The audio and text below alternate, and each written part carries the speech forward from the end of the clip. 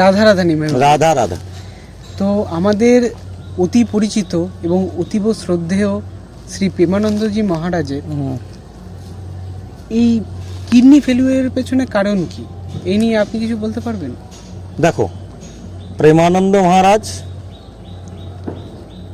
বড় অনিষ্ঠ মানুষ। আমাদের ভারতবর্ষে যত সমাজেরই লোকই থাকুক, ওনাকে কেউ নিন্দনীয় কথা বলে না, ওনার উপর কেউ আঙুল তোলে না। ঠিক, পারবেন না। হ্যাঁ, ওনার একটা স্বভাব, ওনার একটাই কাজ, ওনার একটাই লক্ষ্য। উনি একটা জিনিস বোঝে, আমি এইটা পেয়ে গেলেই আমার আর কিছু চাই লাগবে না।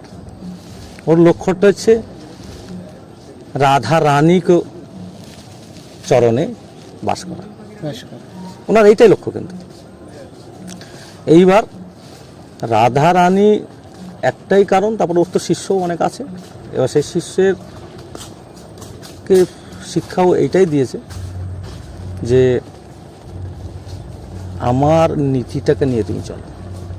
ঠিক, আমার নীতিটাকে যদি নিয়ে চলতে পারো, তোমাকেও আমার মতন কেউ আঙুল তুলবে না।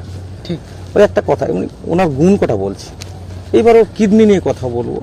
কিডনি নিয়ে কথা শব্দের অর্থ হচ্ছে ঈশ্বরের সেবা দেওয়া খুব সহজ কাজ না, ঠিক, বড় কঠিন কাজ। এইবার ঈশ্বরের সেবা দিতে গেলে অনেক নিষ্ঠার দরকার আছে, অনেক সময়ের দরকার আছে।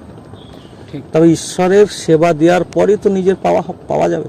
ঠিক, নিজেকে পেতে হবে অবশ্যই। তাহলে এইবার ওই মহারাজ ওনার সেবা দিতে গিয়ে তো নিজের সেবাটাই ভুলে গেছে। ঠিক, রাধারানীর সেবা দিতে গিয়ে ও নিজের সেবাটাই ভুলে গেছে।